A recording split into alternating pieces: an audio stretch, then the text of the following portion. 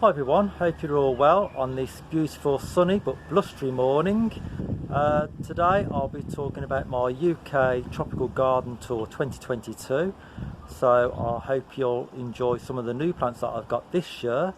So let's take a look around the garden.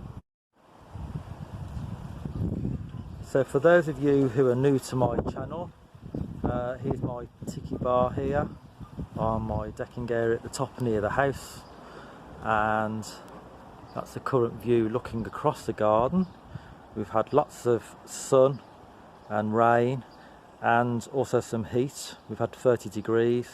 It's cooled down now to around 20, but it's looking really lush. I'm really happy with how the garden's looking this year already. I'm hoping it to be the best summer yet, and we've pretty much got the whole growing season ahead of us really, with the 3 months of summer ahead of us. So I thought we'd start off the tour near the house first of all. So you can see we've got some very tropical looking pots here.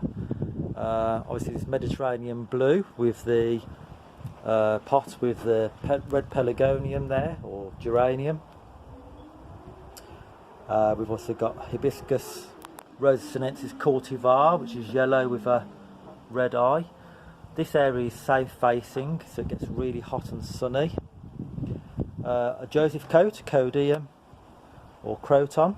This is Codium pictum. So of course, normally regarded as house plants, but most house plants can be put outside for the summer if they're acclimatised correctly. Do check out my video on acclimatising house plants before putting them outside. One of my passions are Bromeliads. So this is Neria Fuego. So the more sun it gets, the more ready the foliage. The Heliamphthus has got some flower buds setting on there. There's a Trichalispermum jasminoides up on the house wall, should be in flower shortly. And I've got some Campsis radicans training some moss poles there.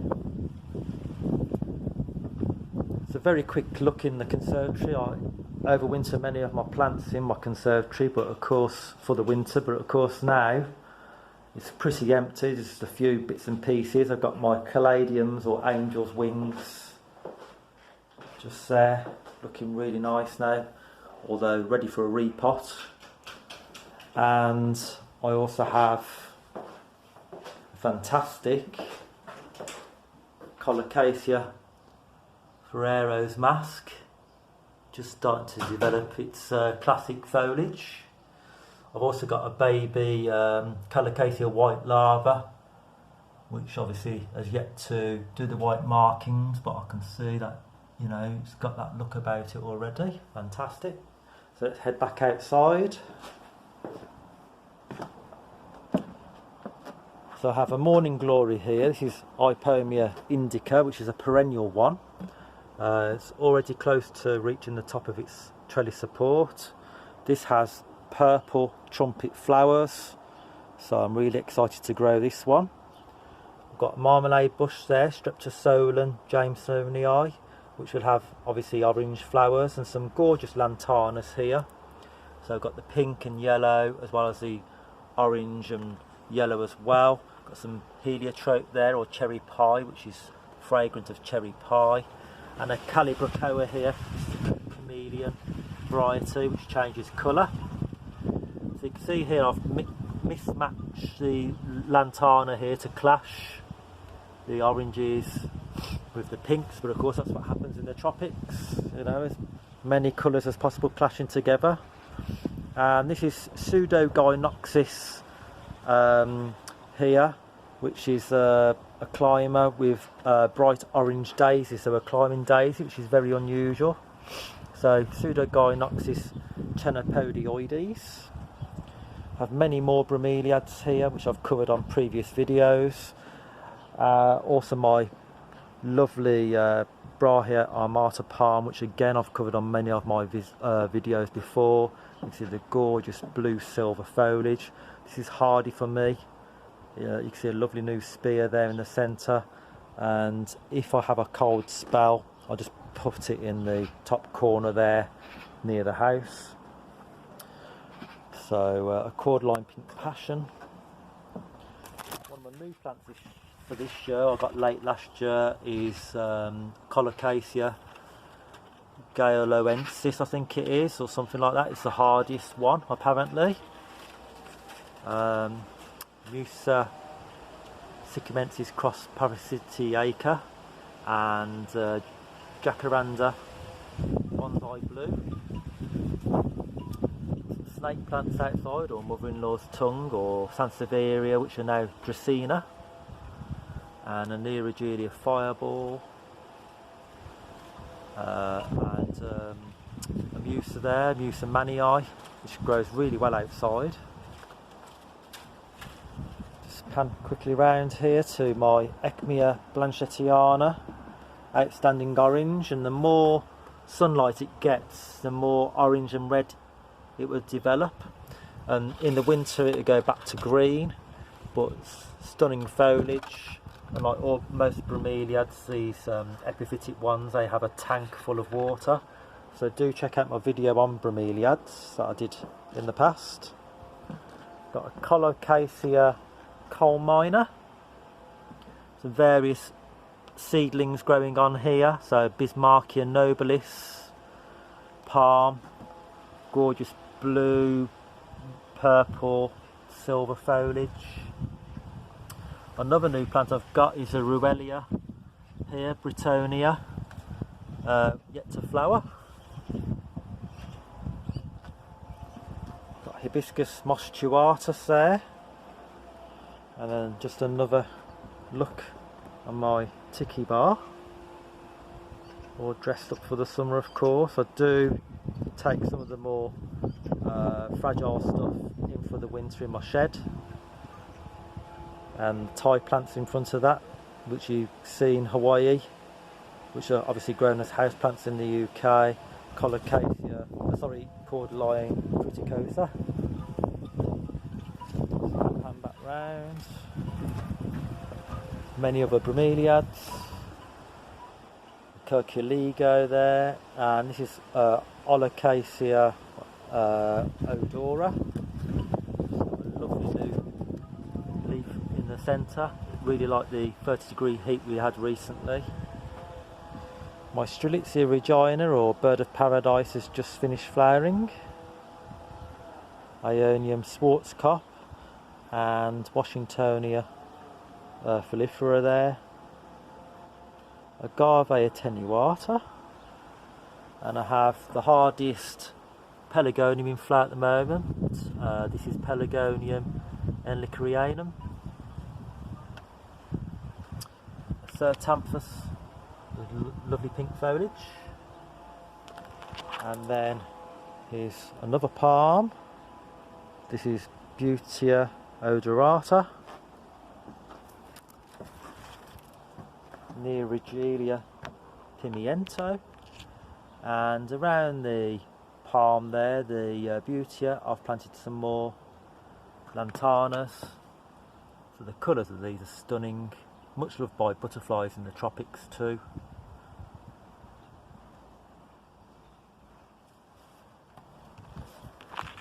Got some Sanchesia nobilis here, those gorgeous markings on the foliage. And then my Cycas revoluta, I think will flush this year, so have a new rosette of leaves very shortly, usually in the first week in July. I find mine does it every 2 years, especially after lots of feed and heat.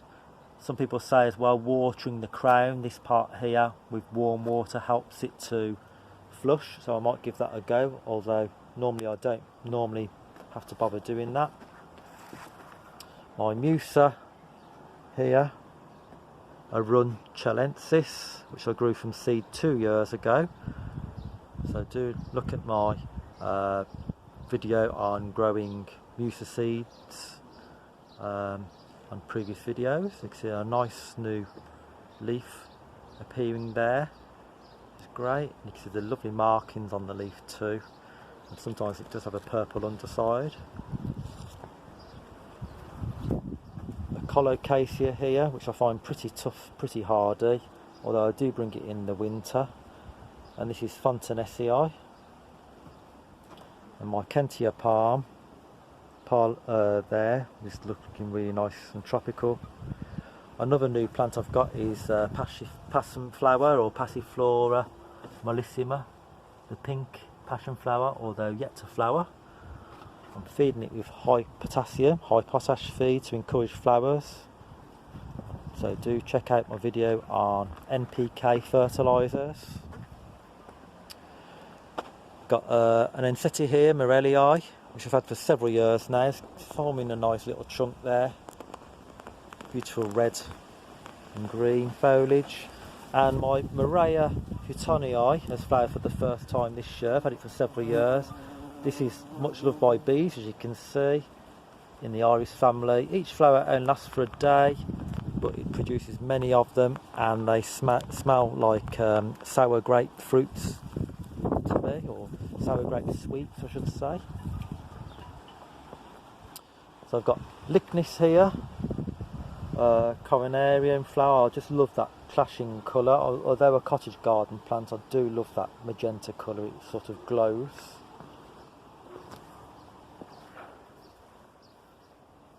So my Yucca Gloriosa, which is completely hardy here, Birmingham, UK, as well as Sedum Prealtum, which has just finished flowering with the yellow flowers there. Also hardy is my Salvia Royal Bumble with that pillar box red flower colour, which is superb. Dies down to just twiggy stems in the winter time, but then bounces back. And also, surprisingly, my Tradescantia pallida Purple Heart, this overwinters well. I do keep some under cover for protection for the winter, just in case. There's another one nearby, in fact, which I did see the other day coming up. Oh, there it is, hiding in the Sedum Prealtum. I think it works really well next to this Miscanthus gold bar grass, the zebra grass. Have my Dahlia here, which is also hardy for me. This is Canora Sunsetter cacti, red and yellow variety. And my Musa Basjus, the best it's ever been. I've fed it regularly with liquid feed, and it's thrown up some new leaves. This stays out for the winter. Do check out how I overwinter those in my previous video, how I wrap it up for the winter. It's looking stunning this year. Can't wait to see how it looks at the end of this growing season, about September time, with maximum growth. Have the Musa Helen's hybrid, which I grew from seed a couple of years ago, and behind that is Lobelia tupa. Got some flower buds setting on there, and that's hardy for me. So is the Hidicium Assam Orange and the stunning Alstroemeria Indian Summer. Absolutely stunning, first-rate perennial to grow in the UK. Starting to get quite popular now, as is the Persicaria Red Dragon and the Maltese cross, the Lychnis Chalcedonica. So stunning red-orange flowers. This combination works really well with the Ensete Montbelliardii, which is probably my favourite Ensete. Much more faster growing than Morellii and taller growing. And I've only had this for a couple of years now, and you can see the new leaf coming up. It grows a new leaf every week or two. Acacia dealbata var alpina. Do check out videos of how I've pruned that in the past, as well as my Eucalyptus gunnii. Have my Salvia Hot Lips, which is hardy for me, stays out all winter. And of course that classic cottage garden plant, I just grow it really for obviously the flower colour, that delphinium, stunning blue, works really well with the acacia too. So moving around, I've got a Bezcor Neria Yukioides, and I thought this year I'll plant some Celosis next to that for a colour contrast. This one's called Dragon's Breath. So you can see the gorgeous purple foliage with red flowers. And next to that is my baby Ensete Hiniba, which was new for me the end of last August. I was lucky enough to buy this from Yorkshire Chris on YouTube. I'm sure you've seen his wonderful garden. I was lucky to visit there last August. Do have a visit on his open day, look out for that. So I'm looking forward to seeing how this Henebid develops this year. It's growing nicely now, we've had some heat. I'm going to plant this Begonia Gryphon next to this area here, and you can see I've got a Coleus Cong Red. This is Persicaria Painter's Palette. This one's hardy, so it stays out all winter, dies down to the ground, and then has that wonderful variegated foliage. And also hardy for the roots anyway is this tree dandelion, or tree sow thistle, or sonchus. I think this one's palmensis, which I grew from seed from Mike Clifford. Got hardy Heleniums. Those of you who've looked at my videos in past Julys would have noticed my gorgeous orange Heleniums. You can see the flower buds are developing there, and I've got some in the centre there, just behind that with the wispy drooping foliage, is the hardy sunflower Heliamphthus Silicifolius, just there, which is stunning. I don't know why it's not more widely grown. It's grown for its foliage really rather than its flowers. Vasiconcelia pubescens, which is the hardy pawpaw, so that was grown from seed from Mike Clifford again.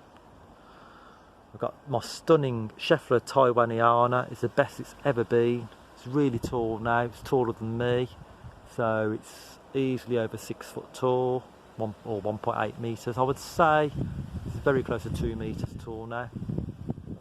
That's hardy for me too, as opposed to this tender Schefflera, which is obviously a house plant. This one's Arboricola variegata, which I just over winter frost free my unheated conservatory down to 3 degrees. Fantastic variegated foliage and very tropical, and a good contrast to the hardy Trachycarpus wagnerianus, which obviously stays out all year. So moving round here now, I've got the gorgeous Cersei forest pansy.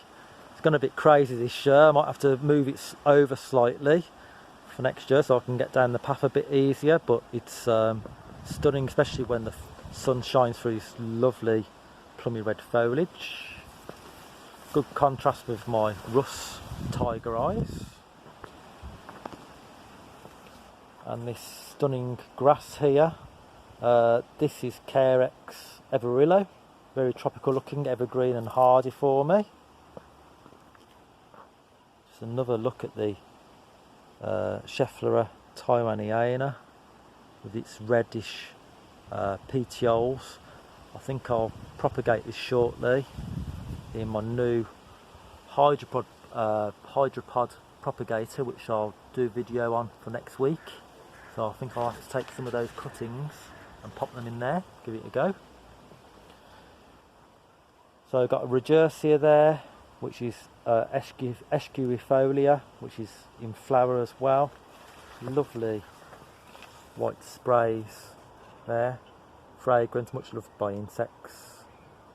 With my cordyline there as well, which is obviously hardy in this part of the UK. The Xanthodecia, little egret, which stays out. One of my Hemerocallis, this is probably my favourite Hemerocallis, this is Pink Damask. Not only because it's got unusual pink flowers, but I think the foliage is excellent. It's got pleated effect foliage, which is really tropical looking. Contrast with these rounder leaf shapes, such as the Begonia ciliata, with its furry leaves, especially when young. Got a baby Cyathea there, Cooperi.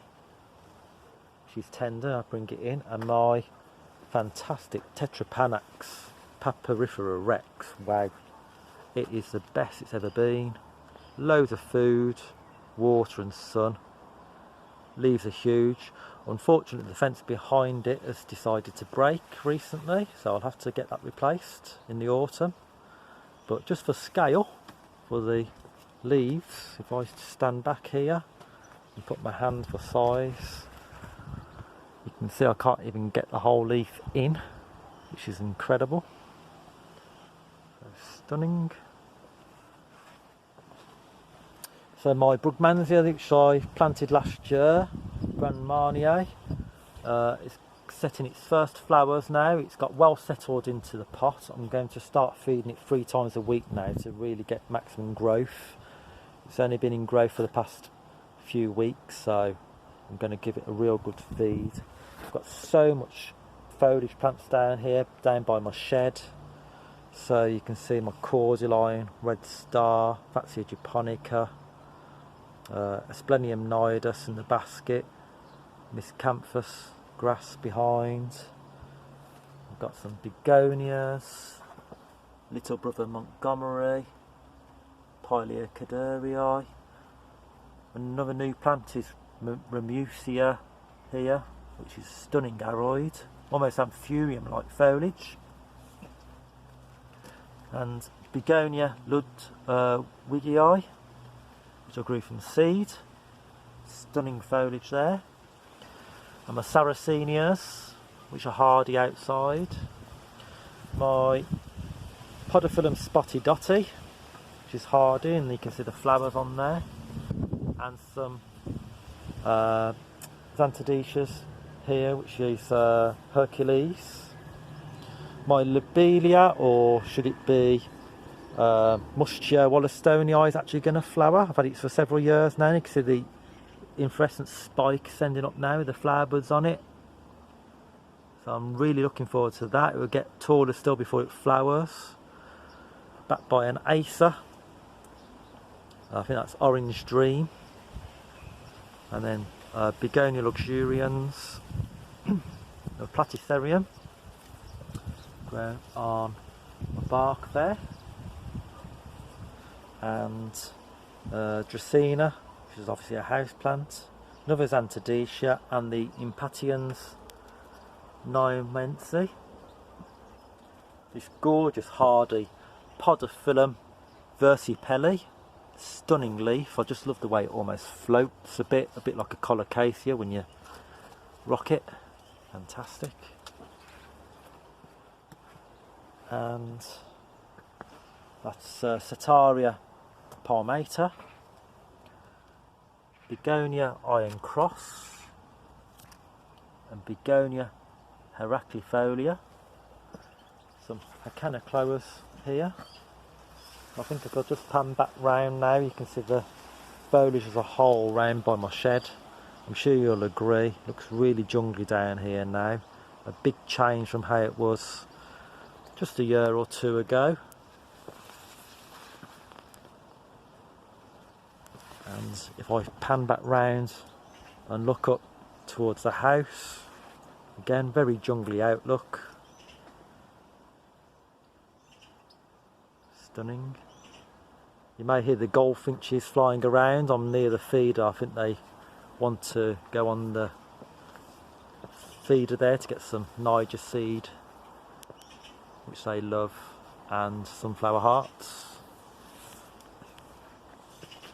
So just pop down the bottom of the garden. My Fuchsia Beliviana has come back from the base after being left out all winter.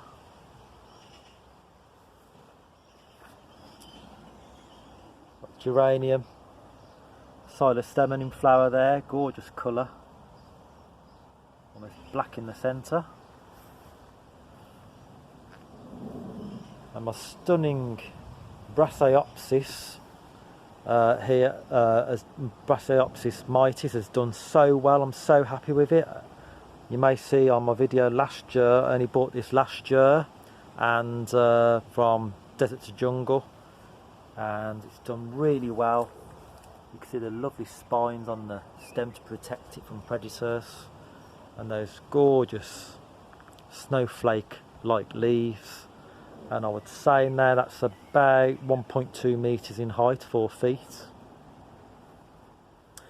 And then my cottages looking garden down here with cistus, eryngiums, campanulas and others.